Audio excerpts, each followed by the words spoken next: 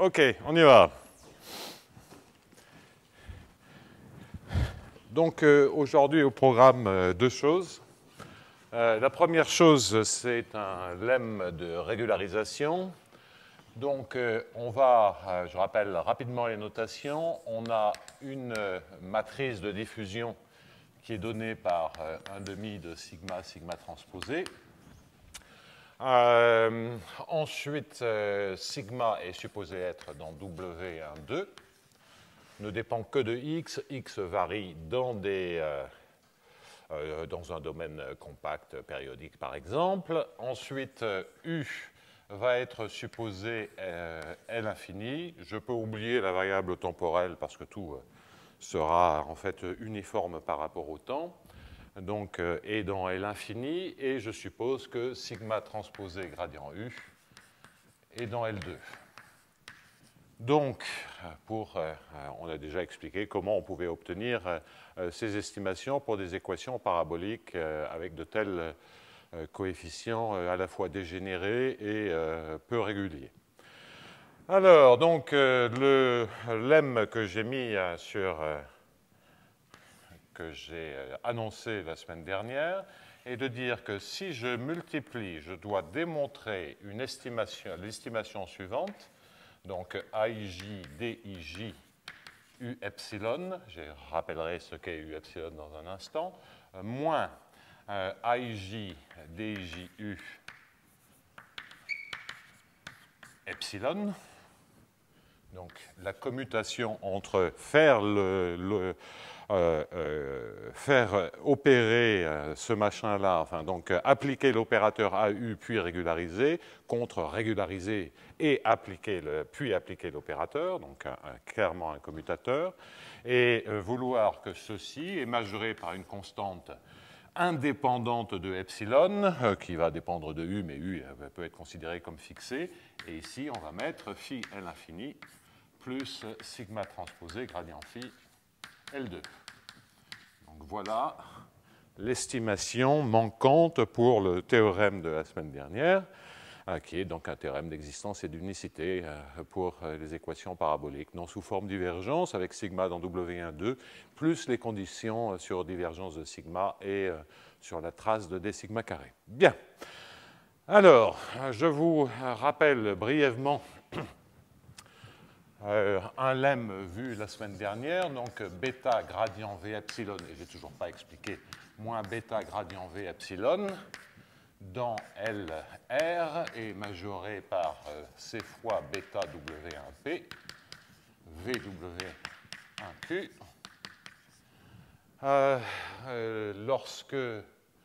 LQ, avec 1 sur P plus 1 sur Q égale 1 sur R, donc évidemment inférieur ou égal à 1, c'est une condition sur P et Q. Là-dedans, une fois pour toutes, le epsilon, quand j'écris V epsilon, c'est V étoile rho epsilon, où rho epsilon est à support est donné par 1 sur epsilon puissance D, on est en dimension D, rho de point sur epsilon, et rho, et c'est infini, à support compact, et je vais normaliser le support pour qu'il soit, mettons, contenu dans la boule de rayon 1. J'en ai pas besoin aujourd'hui, mais je prends toujours des rho positifs ou nuls. J'en ai pas besoin, c'est vraiment l'habitude. Voilà, donc on a ce premier lemme, et puis on a un deuxième lemme totalement élémentaire, qui est une observation liée à la convergence L2 des régularisés. C'est que, bien entendu, lorsque vous faites des choses comme f, g epsilon, f epsilon, g epsilon, tout ça, ou f epsilon g par symétrie, tout ça c'est borné dans L1 et en fait ça converge dans L1 quand epsilon tend vers 0, vers fg. Si f et g par exemple sont dans L2. Et de manière générale, si f et g sont dans LP, Lm, et G dans LPM', c'est-à-dire Lm sur M-1, et il n'y a aucune restriction, même le cas m égale à l'infini fonctionne. Bon, alors donc, tout ça c'est de l'intégration absolument standard. Et équipé de ces deux lemmes, on va maintenant donc analyser cette expression. Alors, dans le AIJ, comme je l'ai écrit la semaine dernière, il y a différents termes. Donc le AIJ DIJU, je l'écris sous forme divergence, DI AIJ DJU. Ensuite, on va récupérer au sens de moins 1,5 de sigma I virgule I, et à nouveau je vais expliquer la notation sigma J dJ, et moins 1,5 de sigma I, sigma JI dJ. Alors, c'est les notations. Donc le virgule I veut dire une dérivation par rapport à XI. Bah, c'est clair que si je fais ça, les termes supplémentaires, c'est le DI de AIJ. AIJ, c'est 1,5 de sigma, sigma transposé. Il y a donc ces deux termes. Ensuite, ce sont des matrices quand, normalement, j'ai AIJ égale sigma I alpha, sigma J alpha. C'est ça, sigma, sigma transposé. Et donc, il y a un coefficient. Donc, implicitement, là-dedans, il y a des alphas partout que j'omets, et on somme sur tous les alphas. Et donc, on peut travailler alpha par alpha, ce n'est pas le souci.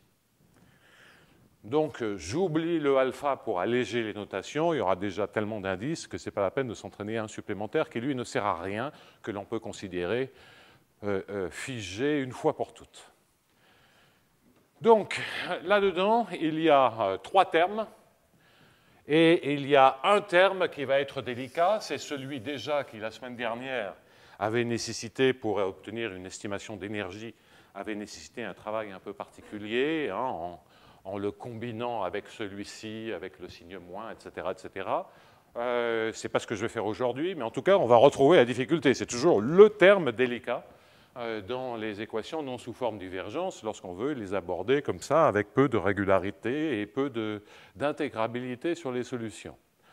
Donc, sur ce terme-là, je le mets provisoirement de côté et je me débarrasse des autres termes.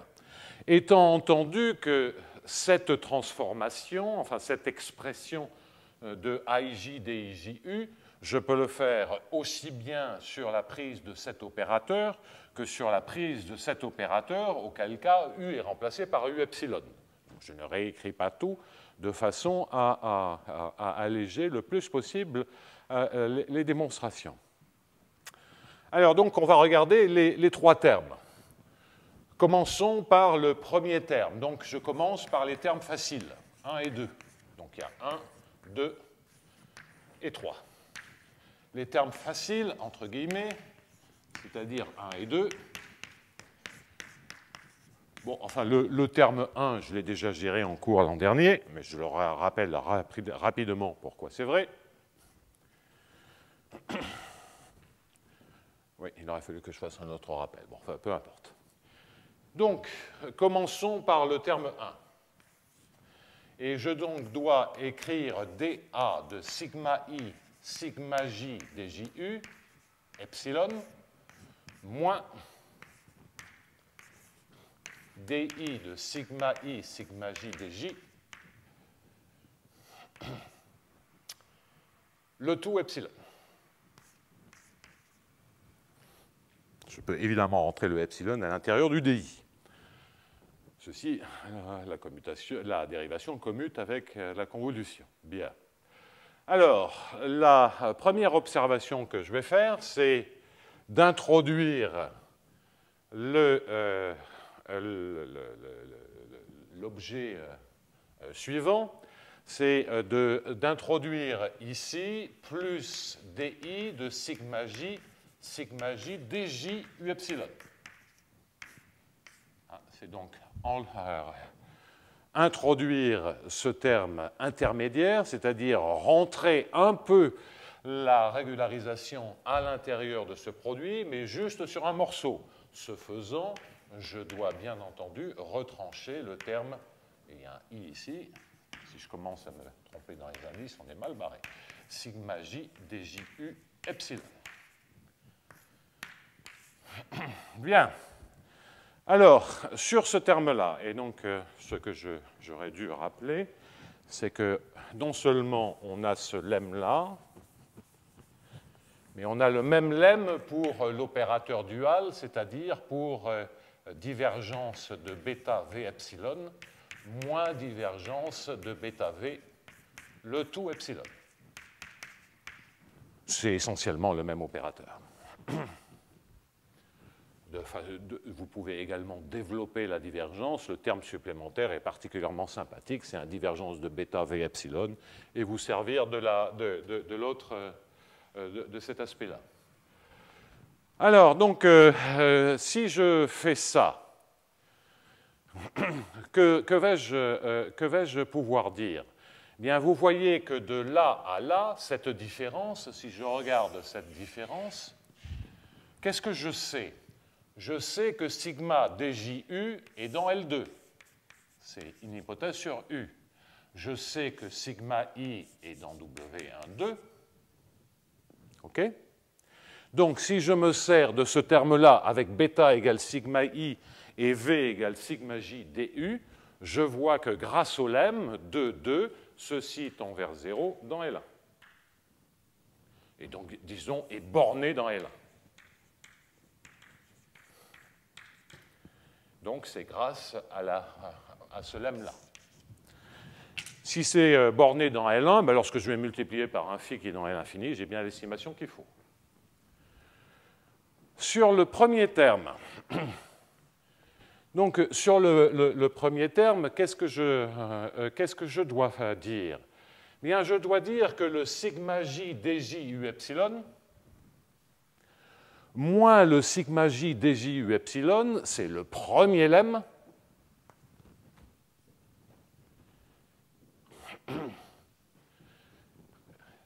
Sigma j est dans W12, U est dans L infini.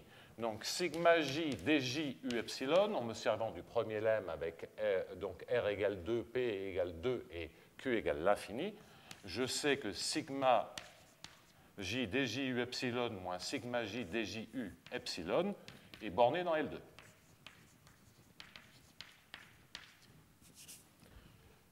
Et donc, a priori, toute cette expression que j'encadre maintenant, je peux la réécrire, donc c'est toujours grâce au premier lemme, je peux la réécrire comme étant di sigma i de quelque chose que je vais noter f epsilon, qui est borné dans L2. Et lorsque je multiplie par phi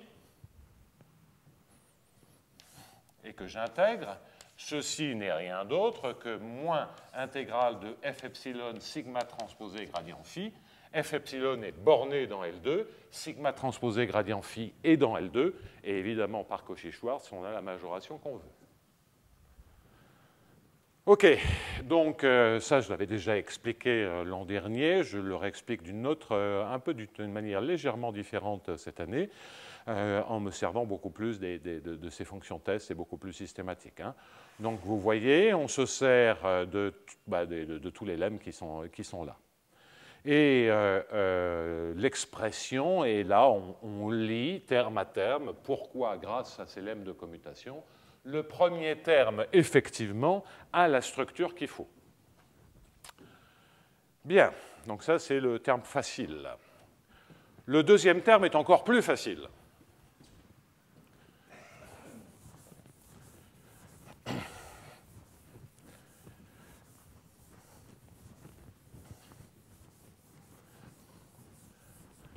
Parce qu'en effet, le deuxième terme, qui est donc ce que j'ai noté, divergence de sigma, sigma transposé gradient phi, il y a un moins 1,5, mais ça on s'en moque, gradient phi, pardon, gradient u. Et je vais mettre ici un gradient u epsilon.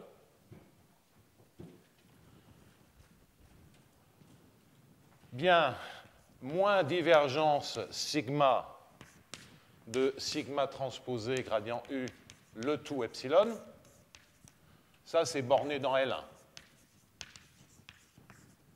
Pourquoi? Parce que sigma est dans W12, divergence sigma est dans L2, je me sers du lemme de régularisation avec le fait que U soit dans L infini et que sigma est dans W12. Donc l'erreur de régularisation est bornée dans L2. Multiplié par quelque chose de fixe dans L2, c'est borné dans L1.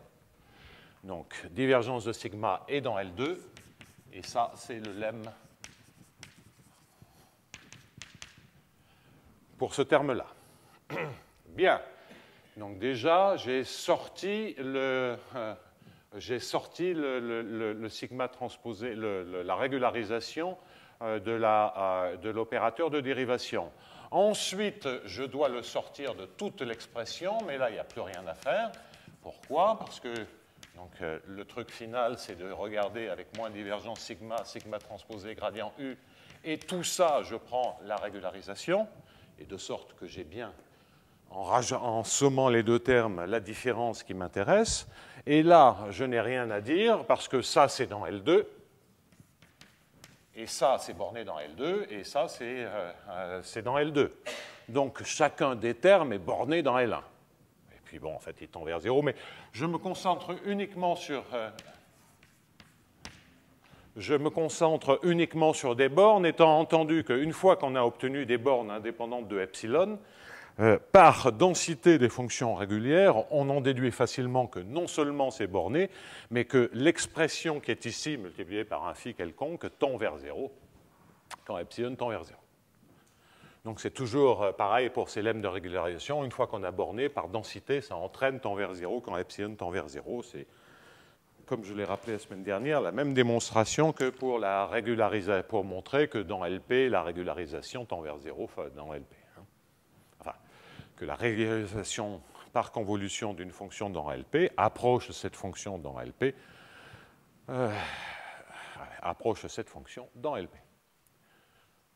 Bien, donc deuxième terme expédié. Et donc maintenant, je vais tout effacer parce qu'on va attaquer le troisième terme, qui va être beaucoup plus méchant. Et d'ailleurs, vous avez observé que je fonctionne toujours sans notes, mais que j'ai quand même amené des notes au cas où. Parce que si je commence à me paumer sur les I et J, vu mon état de fatigue, je crois que c'est plus prudent d'avoir un filet.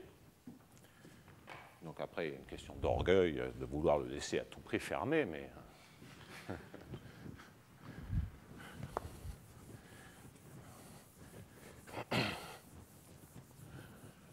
Bien, donc la préparation psychologique étant faite, aussi bien la vôtre que la mienne, on arrive donc à l'étude de ce troisième terme.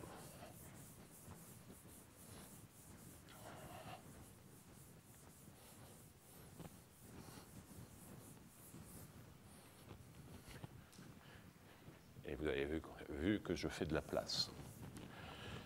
Donc le troisième terme, quel est-il? Il est sigma i di de sigma j dj u epsilon moins sigma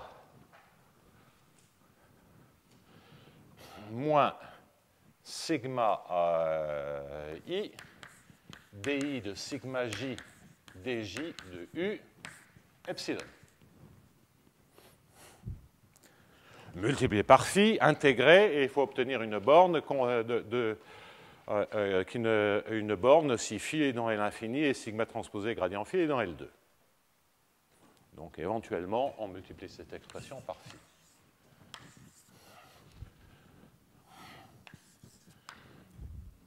Alors il y a deux étapes.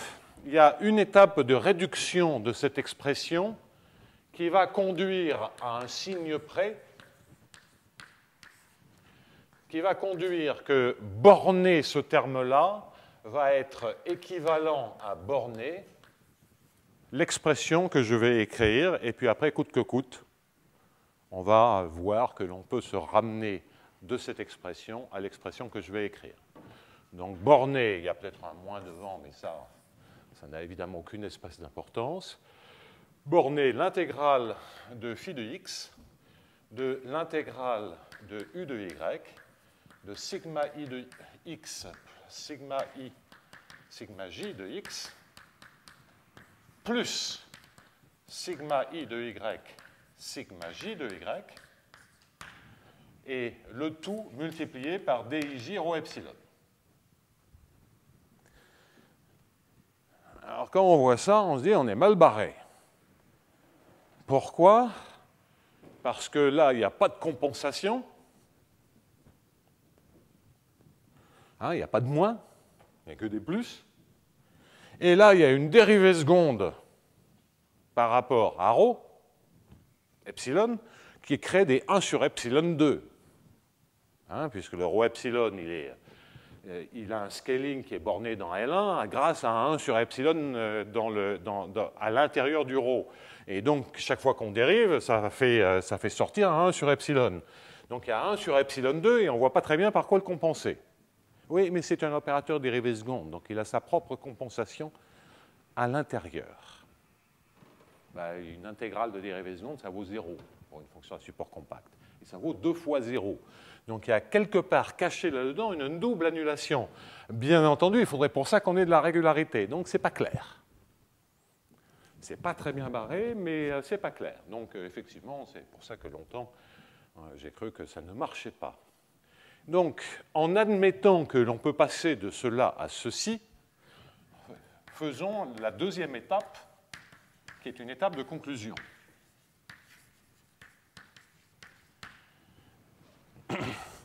Alors, cette étape de conclusion,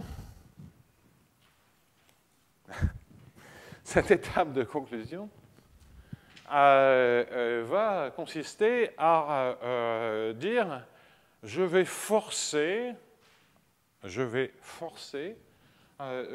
l'annulation dans ce truc-là. Et donc, ce que je vais écrire, c'est que je vais transformer ceci en intégrale de phi de x, l'intégrale de u de y, et écrire maintenant sigma de i de x moins sigma i de y, multiplié par sigma j de x moins sigma j de y,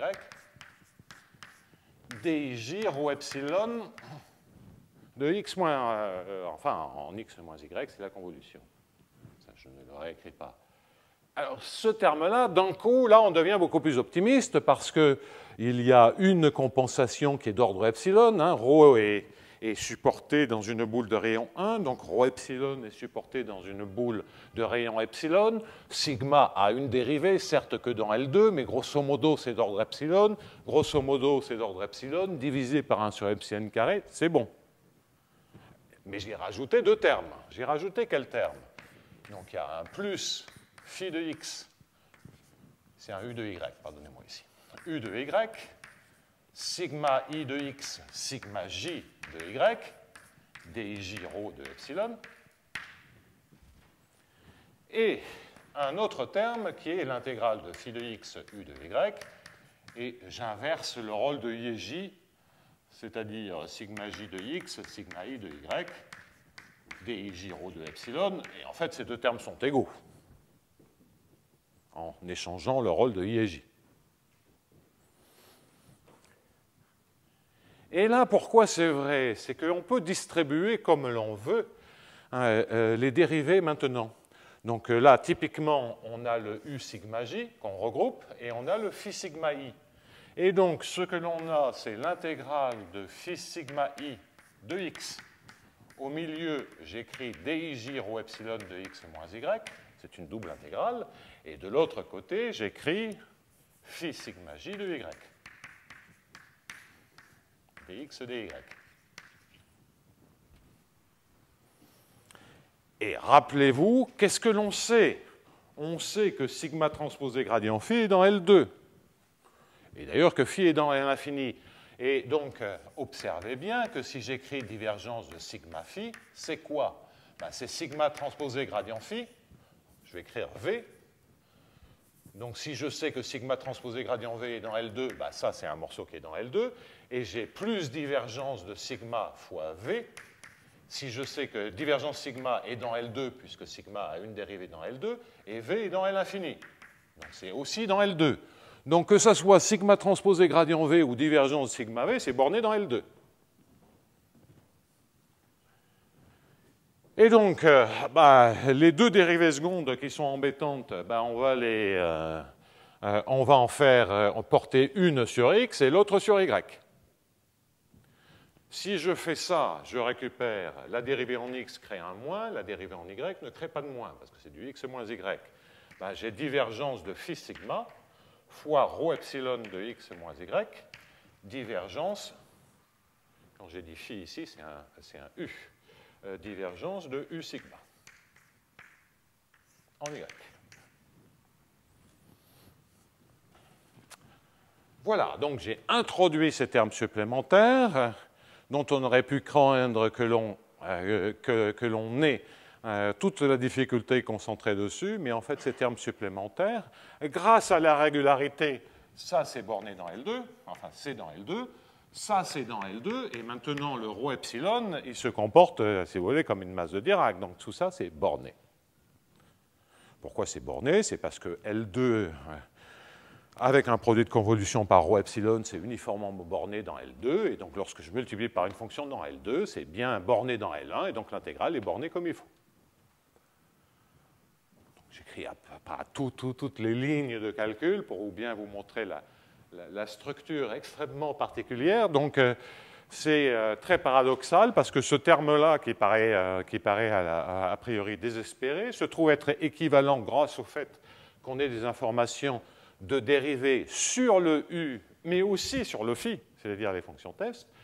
Eh bien, le pair, en fait, permet d'absorber les dérivées secondes. Pourquoi? Parce qu'il y a une dérivée, entre guillemets, que l'on peut prendre sur le phi et une dérivée qu'on peut prendre sur le U.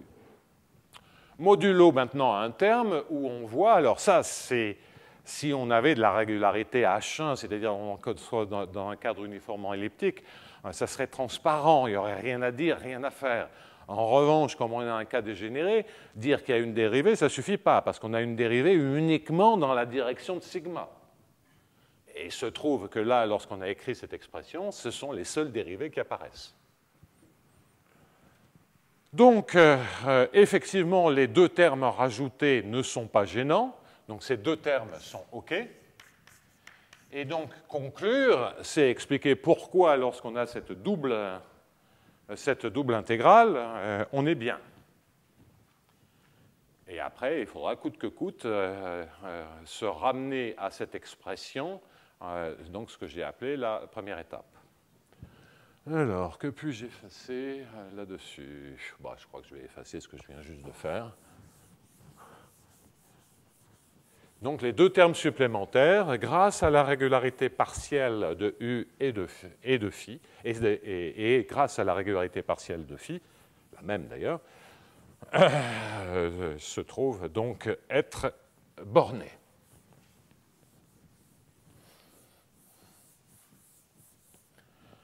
Bien. Alors donc là, le fait qu'on soit ramené à cette situation et maintenant devient un lemme de régularisation relativement standard. Je ne suis pas forcément, pour ne pas vous noyer sous un déluge de questions techniques, je ne vais pas forcément regarder absolument tous les détails de cette démonstration. Hein, je le rappelle, on s'attend à avoir ici un epsilon, un autre epsilon ici, compensant le 1 sur epsilon 2 qui est là. Bon, alors donc, ça, c'est maintenant sont des arguments que je qualifie de standards pour démontrer que ceci est bien borné. Et comme vous le verrez, on aura besoin de pas grand-chose. Formellement, pourquoi ça marche? Formellement, on va se dire que ça, c'est l'intégrale double de phi de x u de y. Et d'ailleurs, phi et u étant dans L', vous voyez bien, je vais me débarrasser des phi et des u en disant je prends des valeurs absolues partout. Bon. Mais peu importe. C'est-à-dire je peux gommer le phi et le u et prendre la norme L1 de ce bazar-là.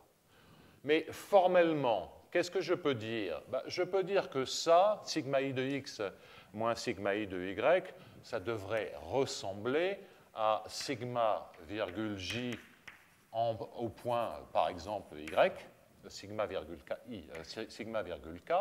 xk moins yk. Comprenez bien comment ça marche. Après, il s'agit juste de faire les choses un peu plus finement. Donc, ça devrait être semblable à un objet comme ceci.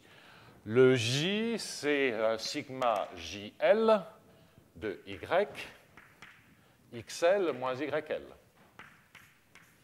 et j'ai un dij de ρ en x moins y sur epsilon divisé par 1 sur epsilon à la puissance d plus 2.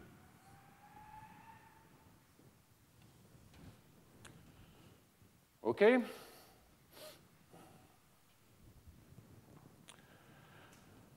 Bon, eh ben, il y a plus grand-chose à dire là-dessus. Comme je l'indiquais, comme phi et u sont dans L infini, la seule chose que j'ai à comprendre, c'est pourquoi ceci, dx, dy, est majoré. Bon. Là, j'ai fait brutalement les choses, sinon, ce que vous devez faire, c'est faire essentiellement le même genre de démonstration avec la représentation intégrale de cette différence. Mais je simplifie le plus possible la démonstration. Donc maintenant, si je fais un changement de variable, c'est-à-dire que j'écris x égale y plus epsilon z en gardant y comme deuxième variable, bien, qu'est-ce que je vais récupérer? Je vais récupérer une intégrale de sigma i virgule k de y avec une valeur absolue, sigma j virgule l de y avec une valeur absolue. Le xk moins yk, ça me fait un epsilon zk. Le xl moins yl, ça me fait un epsilon zl. Les 1 sur epsilon 2 dans le dx, epsilon d dans le dx se vire. Le 1 sur epsilon 2 se vire. Et donc, ce que je récupère, c'est zk zl, avec des valeurs absolues partout, dij de ρ de z. dz. Bon, dz, dy. Bon, ça, c'est une expression qui est indépendante de epsilon, qui est bornée, ρ et c'est infini à support compact. Et le sigma est dans W12, ce qui veut dire que les dérivés ici sont dans L2, ça c'est dans L2. Et donc, évidemment, c'est bien intégrable comme il le faut. Donc, vous voyez, phi u dans L infini, on les vire. On n'a plus qu'à regarder cette expression. Donc, la seule approximation que j'ai faite ici est une approximation en disant que ça se comporte comme la dérivée fois l'accroissement. Bon, alors ça, c'est pas vrai. Hein? Donc, si vous voulez, maintenant, mais ça permet de comprendre pourquoi, effectivement, ça marche rien qu'avec L2 comme intégrabilité des dérivés de sigma. Alors, si on veut faire les choses un peu plus finement, étant entendu que je peux virer ceci, comme j'ai déjà expliqué, comme phi et u sont dans L infini, dx, dy, et mettre une grande valeur absolue, eh bien, qu'est-ce que vous devez faire? Vous devez simplement faire le même changement de variable. Hein. Donc maintenant, je fais la démonstration. J'avais dit que je ne ferais pas tout le nom de détail, mais ça ne coûte pas beaucoup plus cher de la faire. Je vais poser x égale y plus epsilon z. Je fais exactement le même changement de variable. Et donc, ce que je fais apparaître, c'est l'intégrale de dy dz, étant entendu que les z, c'est pour z inférieur ou égal à 1, parce qu'on ne va voir que le support. Le sigma i, c'est un sigma de y plus epsilon z moins sigma i de y divisé par epsilon. Un sigma j de y plus epsilon z moins sigma j de y divisé par epsilon. Et je récupère ici un dij de ρ de z. Dz, dy. Bon, le dz, j'ai déjà écrit, je ne vais pas le réécrire 36 fois. Donc, j'ai fait le changement de variable.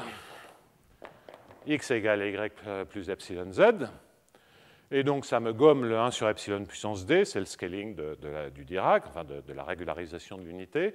Et évidemment, il me reste les deux 1 sur epsilon. Tout à l'heure, je ne les avais pas parce que j'avais remplacé ça par le premier ordre. Bien. Donc maintenant, l'intégration en z est une intégration, c'est un z, on va le considérer comme un paramètre. Et pour conclure, ben, il suffit de rappeler que si j'ai un V qui est dans W12, qui est dans H1, et que je regarde V de Y plus epsilon Z, enfin, comme fonction de Y, V de point plus epsilon Z moins V de point divisé par epsilon, en norme L2, ceci se majore par C fois d'ailleurs la longueur de Z, gradient V dans L2.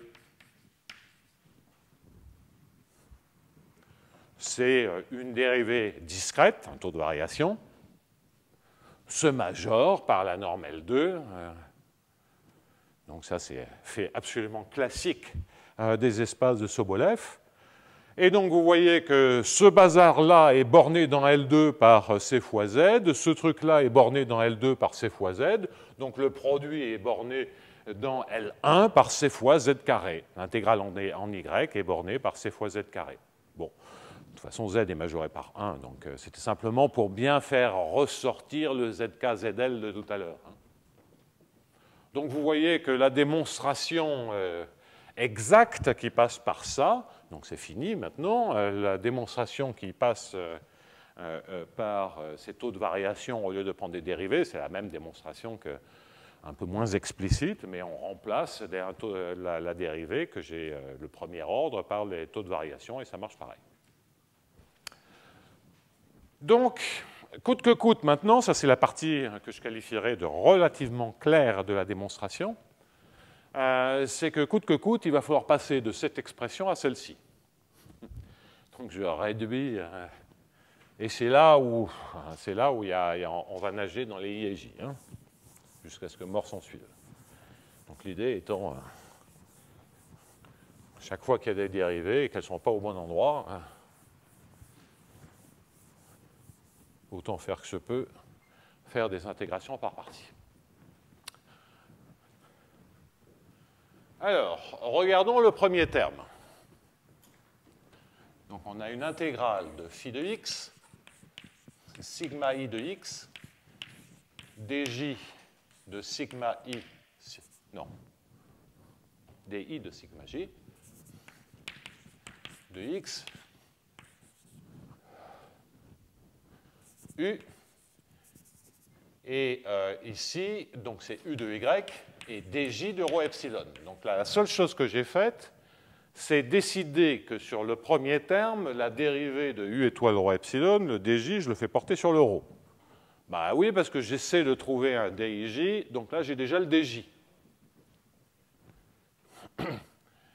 Et donc, le di, il va falloir le faire atterrir sur le dj pour arriver à ce terme-là, le premier terme. Donc, bah, qu'est-ce que vous voulez faire d'autre qu'intégrer par partie?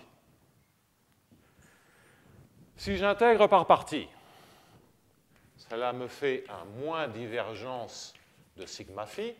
Ça, c'est lorsque la dérivée apparaît ici. U de y, dj rho epsilon, et j'ai un sigma j, très important ici. Je vais le retravailler dans un instant. Ensuite, il y a l'autre possibilité qui consiste à le faire taper sur le rho epsilon. Et donc, l'autre terme, ça c'est exactement ce que je voulais, c'est-à-dire une intégrale de phi de x u de y, un sigma i de x, sigma j de x, et j'ai un dij au rho epsilon. Donc, ce qui sort, c'est le signe moins.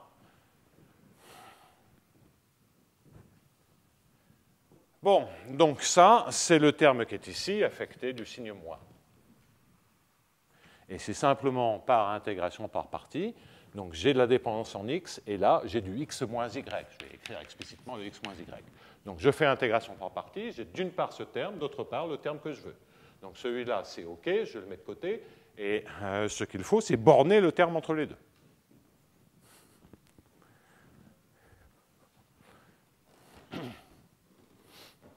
Le Collège de France ne distribue pas de l'aspirine pour les migraines à la fin du cours.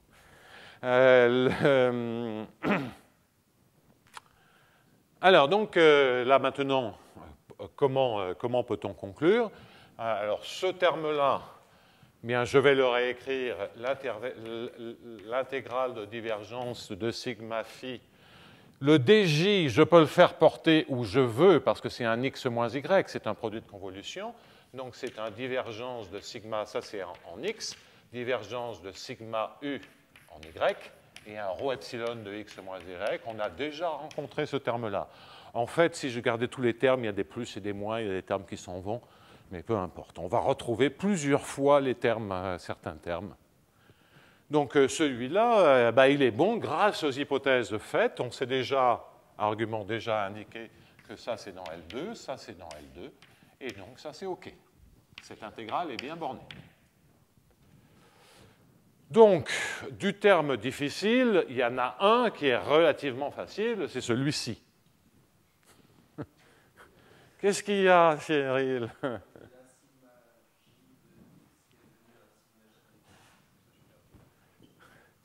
Oui, tu as raison, donc je vous ai escroqué. Mais ce n'est pas grave, parce que ça marche quand même. Donc, j'efface tout, merci. Donc, ce que l'on a ici, c'est un sigma j de dj u epsilon. Hein? Sigma j dj u epsilon. C'est bien ça. Hein? Avec un sigma j de x. Donc, c'est une intégrale en x. Hein? Je peux enlever les y là-dedans. Et donc, que sais-je là-dessus? Je sais que d'après le lemme, sigma dj u epsilon moins sigma j dj u epsilon, c'est borné dans L2.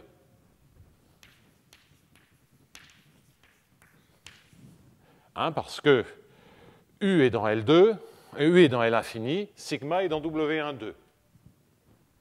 Et sigma j dju, il est dans L2. Donc ça veut bien dire que le sigma dj u epsilon, il est borné dans L2.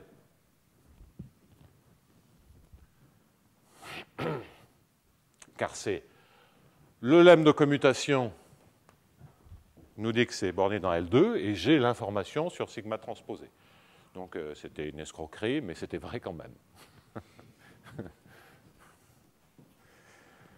Alors, premier terme, oui, non, ça c'est bon. Donc le premier terme est effectivement, cette intégrale est maintenant bornée parce que c'est borné dans L2 et ça c'est dans L2. Bien. Donc le terme maintenant difficile. Donc on a fait apparaître. Donc ça, c'est OK moins intégrale double de phi de x u de y. Donc phi de x u de y, sigma i de x, sigma j de x, dij rho epsilon. Ce qui me permet d'effacer ceci. À nouveau, je fais un peu de place.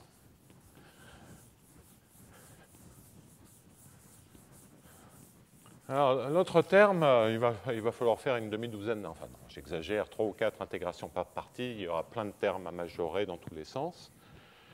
Mais c'est assez systématiquement, vous avez vu l'essentiel des arguments que l'on fait, hein, c'est-à-dire on se sert des lemmes de commutation, on se sert de la régularité. Et chaque fois que le i ou le j n'est pas au bon endroit, on essaie coûte que coûte de le transporter à un endroit un peu meilleur. Bien, alors donc, je démarre avec le dernier terme, c'est-à-dire l'intégrale double de phi de x. Et ce que je vais avoir, c'est un sigma i de y, un di sigma j de y, et un dj u de y, rho epsilon de x moins y.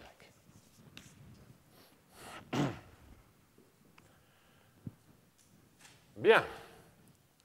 Bon, alors, je vais m'empresser de me débarrasser des dérivées, parce que celles-ci sont un peu gênantes, de m'empresser de me débarrasser des dérivées de U.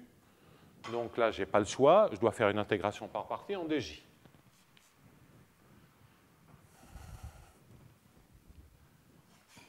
Bien. Je dois faire une intégration par partie en dj.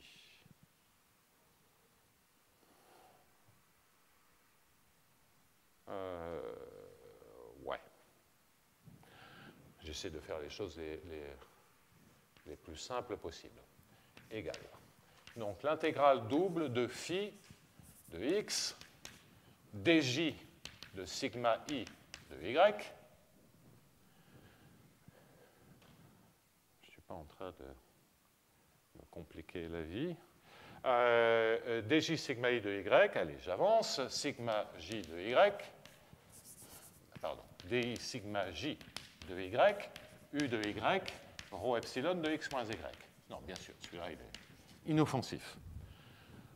Alors, donc ça, j'ai fait une intégration par partie et j'ai fait agir la dérivée sur ce terme-là. Deuxième terme, intégrale de phi de x, sigma i de y, dij de sigma j de y, u de y, rho epsilon de x moins y. Et enfin, le bon terme, qui est toujours affecté du signe moins, qui est l'intégrale double de phi de x, sigma i de y, di de sigma j de y, u de y, dj de rho epsilon, il n'y a pas de changement de signe parce que c'est un x moins y.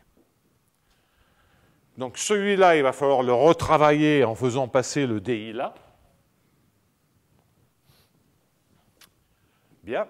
Et d'ailleurs, vous voyez que si je fais apparaître le di, si je fais passer le di là, comme c'est un x moins y, je vais bien récupérer le dij, c'est-à-dire l'autre terme qui est avec le signe moins, avec un sigma i de y, sigma j de y. Donc là-dedans, modulo l'intégration, faire passer le di ici, j'ai exactement le terme que je veux atteindre avec le bon signe, c'est-à-dire le signe moins. Ce faisant, j'ai aussi un autre terme. Donc, je vais peut-être laisser justement conclure là-dessus, comme ça on va se débarrasser. Donc commençons par ceci. Et faisons l'intégration par partie en y. Donc je vais avoir deux termes, l'intégration de phi de x, divergence de sigma u, avec le signe plus. Pourquoi? Parce que j'ai pris le sigma i, et c'est un y ici, pardonnez-moi. C'est toujours du u de y là. Donc, que suis-je en train de dire? Oui, j'étais en train de dire que le di, je le fais agir sur sigma i u, c'est-à-dire divergence de sigma u. Et j'ai changé de signe. dj rho epsilon, et il doit... Et j'ai un sigma j de y, bien sûr, que j'ai oublié. Sinon, j'aurais été mal barré.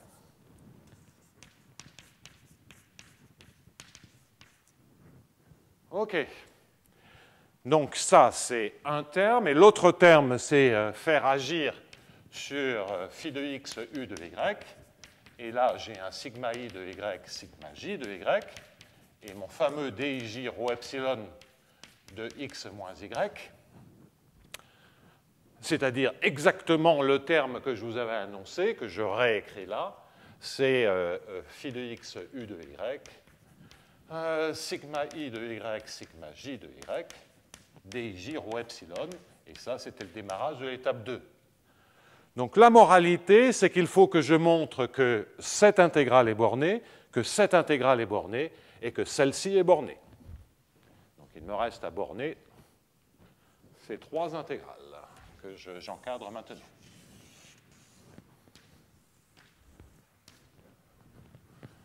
Bon, et je vais tout de suite commencer par la dernière.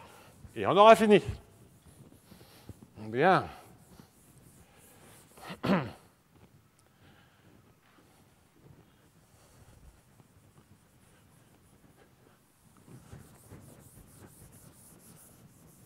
Alors, bien. Donc celle-ci, qu'est-ce qu'on peut dire? On a déjà compris que divergence sigma u était dans L2.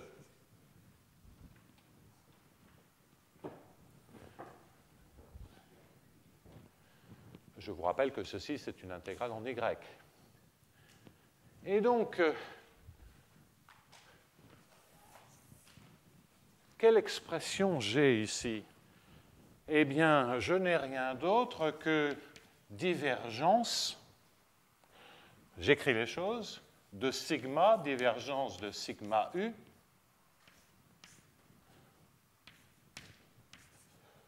le tout epsilon.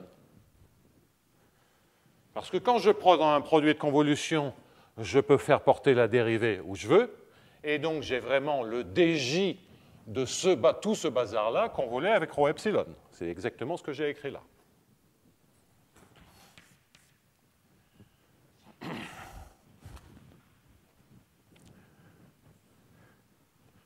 Donc, ici, que puis-je dire? Je peux dire que divergence sigma U est dans L2, tandis que sigma est dans W12.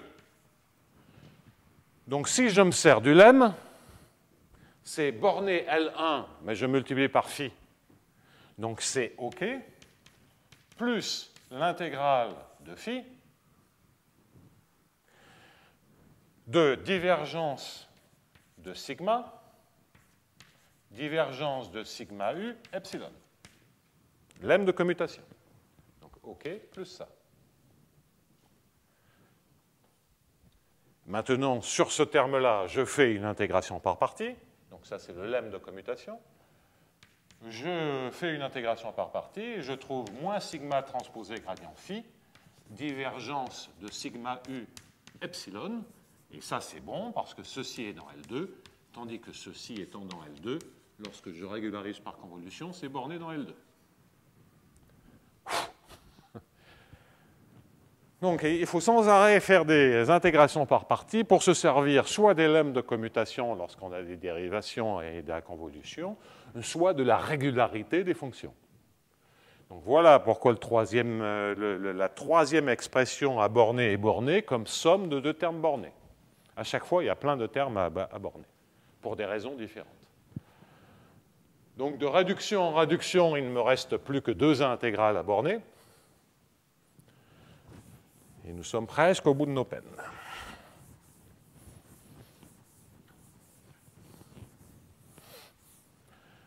Alors, je vais commencer par le premier, qui est, lui, particulièrement simple.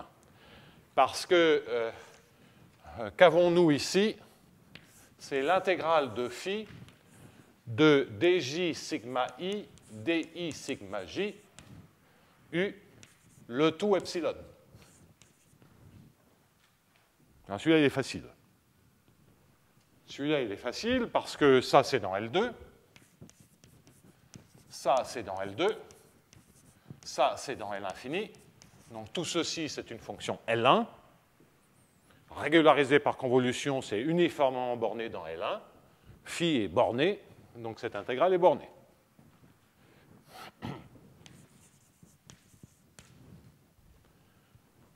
Ouf, plus qu'une.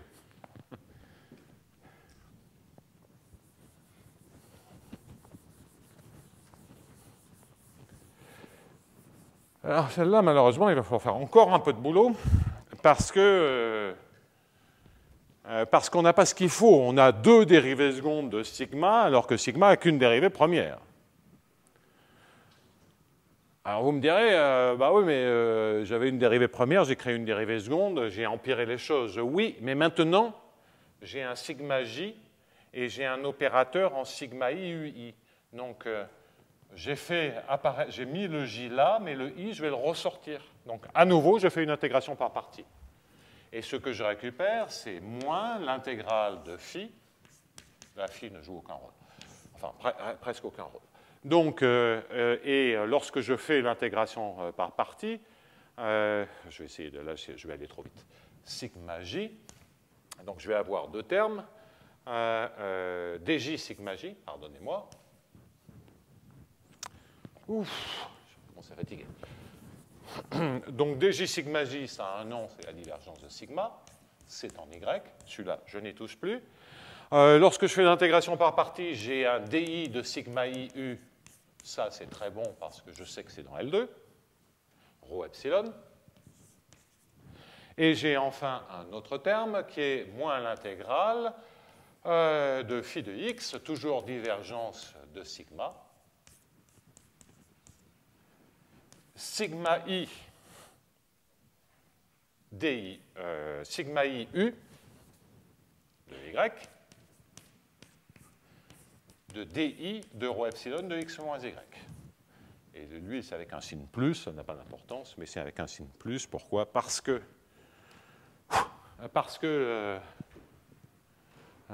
c'est un rho epsilon de x moins y. Donc, qu'est-ce que j'ai fait? Je résume. Ici, j'ai une dérivée par rapport à yi, et je fais l'intégration par partie en y. J'ai deux termes. Soit je fais agir la dérivation en y sur le produit sigma i, soit je le fais agir sur rho epsilon.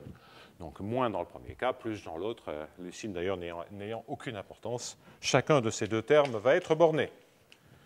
Alors, pourquoi chacun de ces deux termes est borné? Bien, ça, c'est assez facile, parce que ça, c'est dans L2. Et ça, on a déjà vu que c'était dans L2.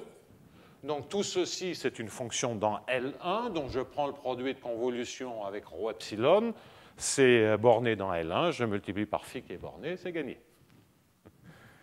Une crise de fou rire de Pierre. Donc, ça, c'est le premier terme. Et enfin, le dernier terme, il ne reste plus qu'un, et on arrête cette démonstration un peu folle. Et après, je ferai quelques commentaires.